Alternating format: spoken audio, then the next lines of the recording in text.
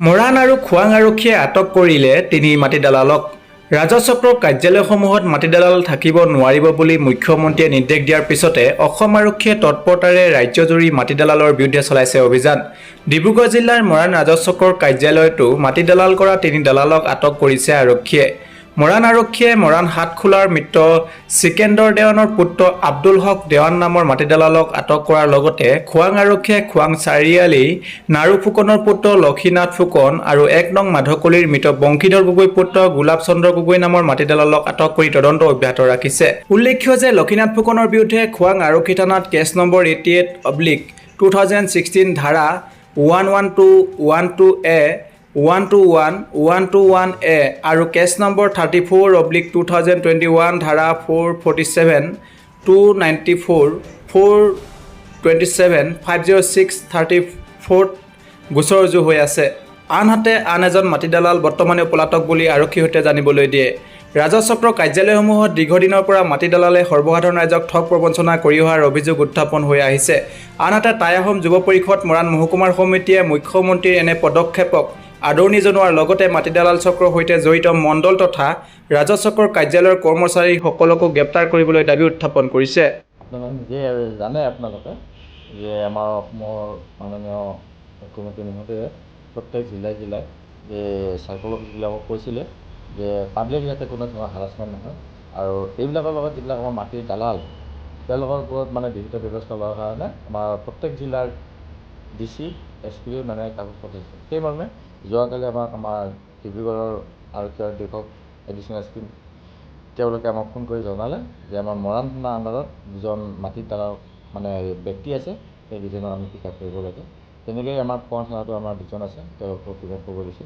সেইমৰ্মে আমি বিচাৰি গৈছোঁ। আমি এজন পলাতক আছে, মই নামটো ক'বলৈ ইচ্ছা কৰা নাই, আপোনালোকে বেয়া পাব নালাগে। আৰু এজন আমি পিক আপ কৰিছোঁ, তেওঁৰ নাম হৈছে আব্দুল হক দেৱান, দেউতাকৰ নাম চিকেন্দাৰ দেৱান, মৰাণ হাটখোলা ঘৰ। আৰু খোৱাঙতে ঠিক তেনেকৈ দুজন ব্যক্তিক আটক কৰিছে। এজনৰ নাম আছে লক্ষীনাথ ফুকন, আনজনৰ আছে গোপাল চন্দ্ৰ গগৈ।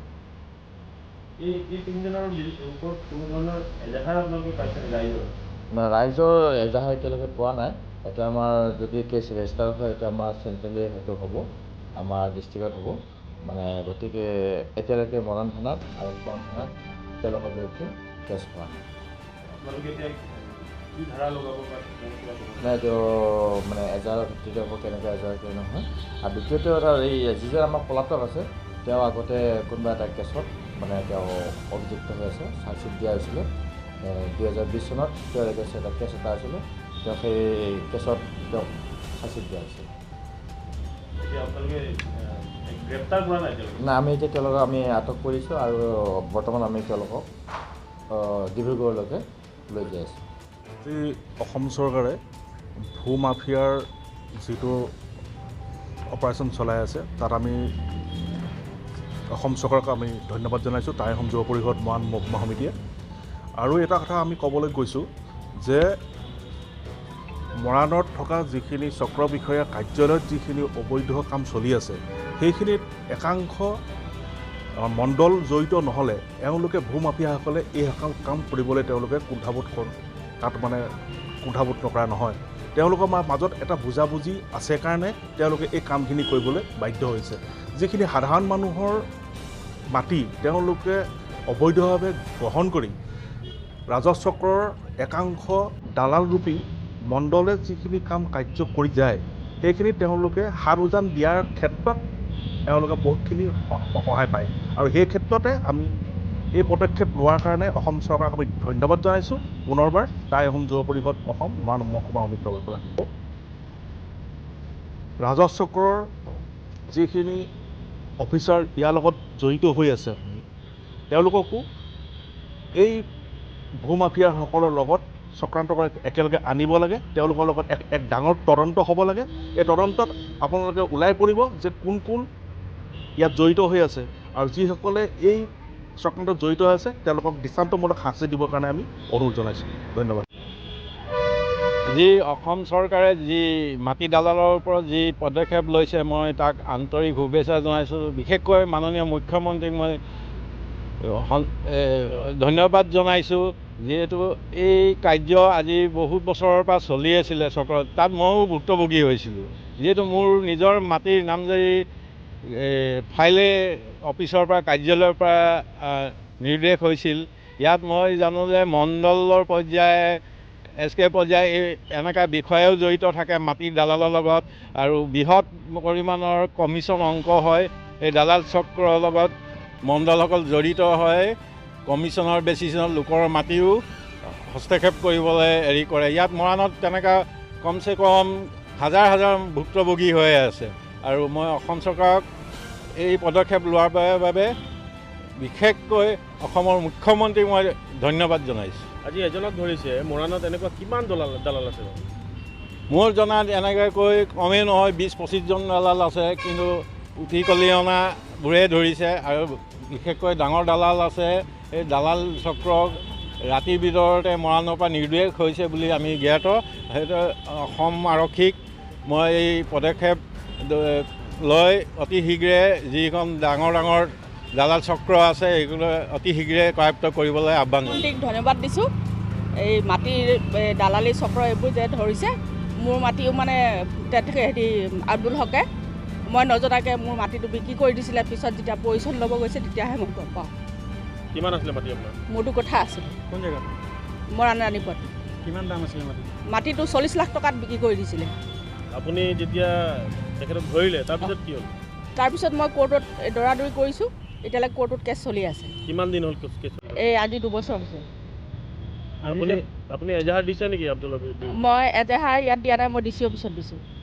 এতিয়া তেওঁক যিহেতু মৰাণ আৰক্ষীয়ে গ্ৰেপ্তাৰ কৰিছে, মৰাণ থানাত আপুনি কেছটো আকৌ ৰুজু কৰিব? মই ৰুজু কৰিম বুলি ভাবিছোঁ।